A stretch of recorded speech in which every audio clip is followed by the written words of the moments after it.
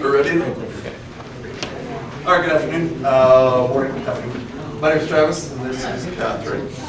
And we are presenting the reciprocating saw user analysis, which is book 2 of our project. To start off, we kind of both took the assessment and looked at what we think of and what we already know about the tool, and then some possibilities to advance it and certain current issues that we have as well. And from there, to look at what we know, we went to who we're going to talk to. So this is our respondent plan. We did get 6 interviews, unfortunately not the full 10, but they were very, very helpful. Most of them professionals, Steve Mills from the shop, Tempe Fire Department, Structure Custom Homes, and then a couple of users that have used it in the past and aren't currently using it, but do have some experience with it. Yeah. And we kind of looked at what we wanted to talk to them about. So we gave the intro that we are from third-year industrial design students from ASU. We took a bio of each user, basically name, age, job title, level of experience with the tool, and how many years they've been using it. And then we went kind of from there into the experience, everything from left-handed to have you ever been cut with it, have you ever cut the cord, things like that. Okay, so these are some of the users. There's Mike Fleeman, who's 41 years old. He is a general contractor, as you can see.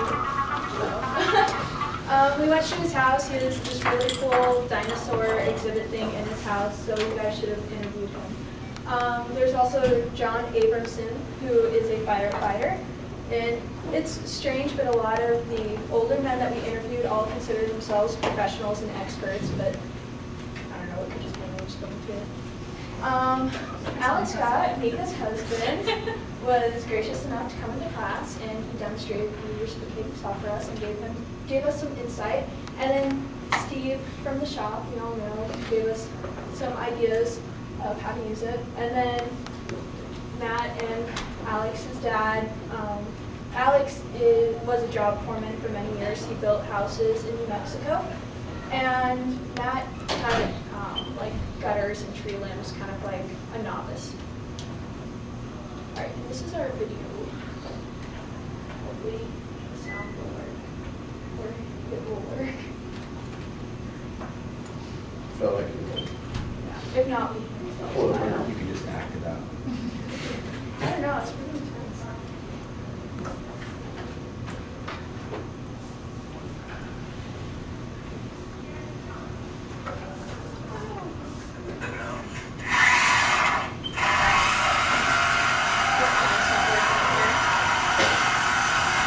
So this is Mike, the archaeology guy, demonstrating how to use reciprocating saw.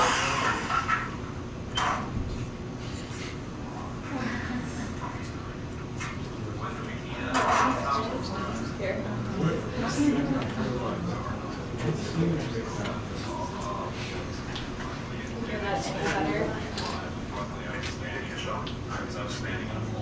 What he's talking about is he was on the roof of a building, cutting through a pipe that had a bunch of electrical cables in there, and it actually blew the end of the saw off. It broke the shoe off of the blade and everything.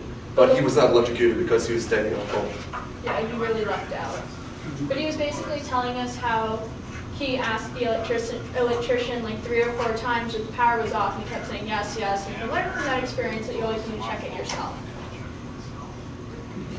There you go.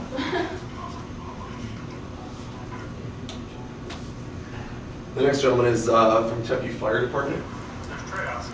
Obviously, it's important to get more power out of it, but you're about battery life, you're about plugging it there, but cordless ones, we had some issues.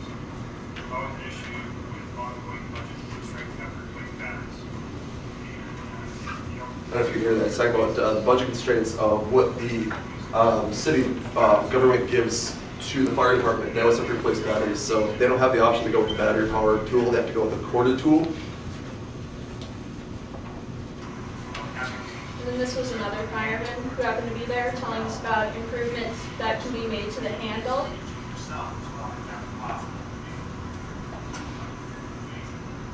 our operation, very large, thick gloves on. He's talking about how wearing thick gloves as a fireman, having to change the blade out, he's kind of running into problems with the shoe being in there, just with the adjustment being small. Although it is a quick release that a normal user can do with maybe one hand or in a matter of seconds, they're wearing thick gloves, then the problem is with it.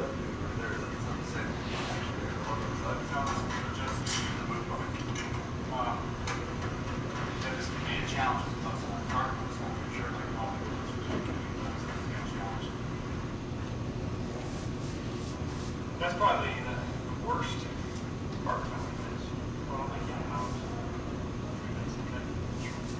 3 minutes of cutting per blade. There are a lot of different kinds of blades, metal, wood, diamond bit, things like that, but when you're in an intense situation cutting through a car, it's not going to last very long.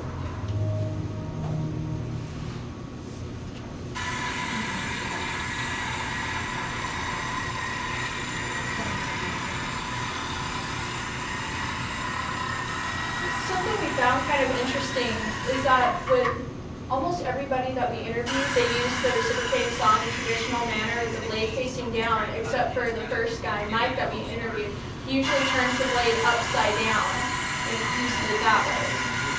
And with everybody else that we talked to about it, they said you can't do that, it won't work. But He also had the most experience, most of the years, 26 years. All right.